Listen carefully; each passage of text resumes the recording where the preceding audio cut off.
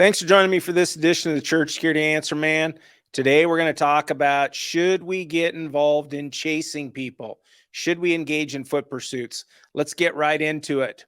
And as we talk about this, this comes from some questions from our viewers about how far should they go when it comes to issues within the church that are happening, especially if somebody takes off running. And I don't know about you, but my church only covers like a city block.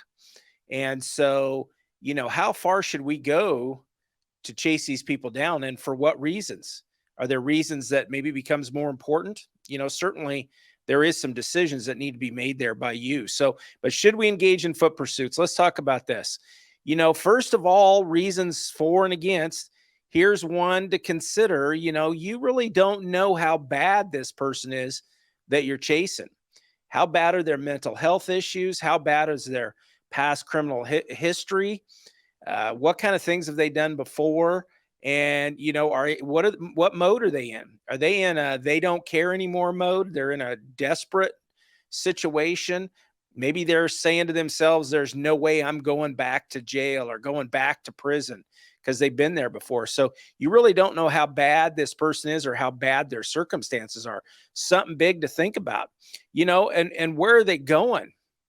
That's an important thing to ask yourself. Where are they headed when they're leaving your church from whatever they did? Where are they headed? Is it possible that they're going to a buddy's house, a bunch of friends' house? Do they have reinforcements there? That kind of thing, which rolls you right into a bad situation, especially if you're by yourself and you don't have much communication going on with others. And these people, the suspect, may know the area much better than you do. So are they setting you up for a trap?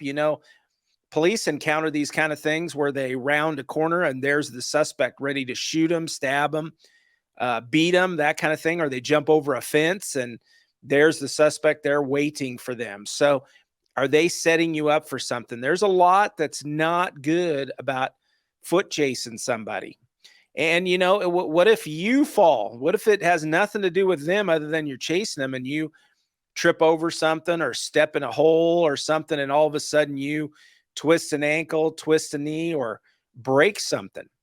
Now, I don't know if your church covers you in workman's comp for your volunteer work, but this could be a long process of you sitting out, not being able to work because of something you did as a volunteer on the weekend.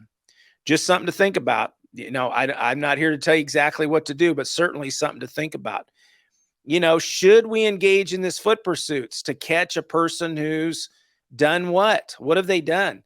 Did you just tell them to stop and they took off running? Were they out in the parking lot acting a little suspicious?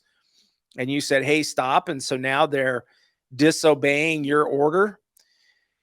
Is that a great reason to chase somebody? How about did they steal something? Did they steal a purse? Did they steal money? Did they steal some kind of property from the church?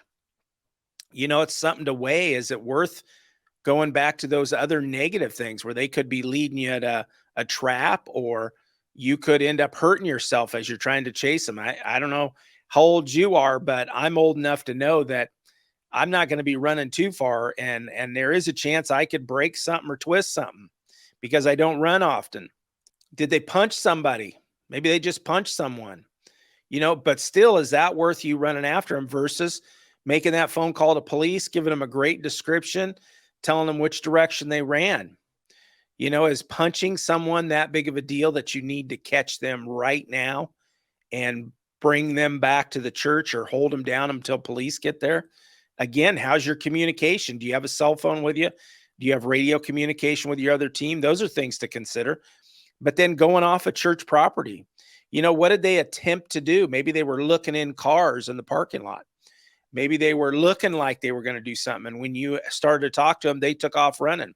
Is that really a good reason to put yourself in jeopardy of those other options that we talked about, those other negative type situations?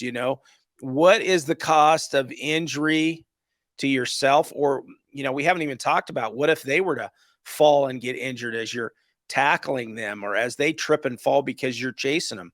Is it possible they could sue you for their injuries? It's there. We can be sued for a lot of things. That's certainly a possibility. I've seen it happen before for other situations, to law enforcement and even to private homeowners, where they get sued by a criminal suspect because of the injuries that they incurred during their attempted crime spree at that home or wherever they were. So what's the cost of injury to you if you're off work for 3 or 4 months, or maybe you can't even go back to work because of the injuries that you incurred? So really, what is the cost and the liability versus the benefit? What's the cost for them if you injured them, or they fell and injured while you're chasing them? What if you fell? What's the liability there? What's the cost versus the benefit? Do we really need to catch these people right now? Once they've left, we've talked about it before. Hey, they're gone. Call the police. Let the police know their description, where they went. Maybe you even know who they are.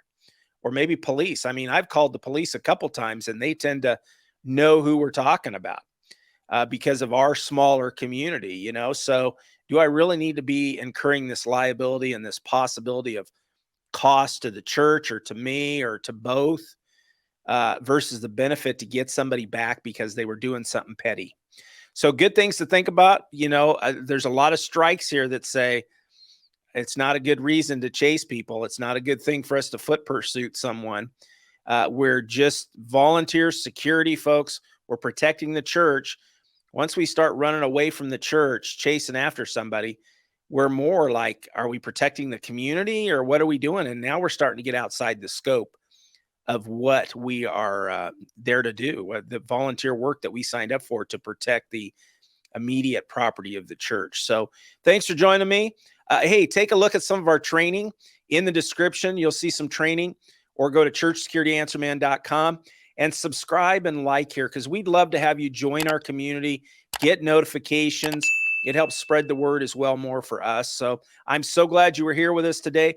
Take a look at this great video as well. That'll help continue your process. And I'll see you inside of that video to discuss this a bit more.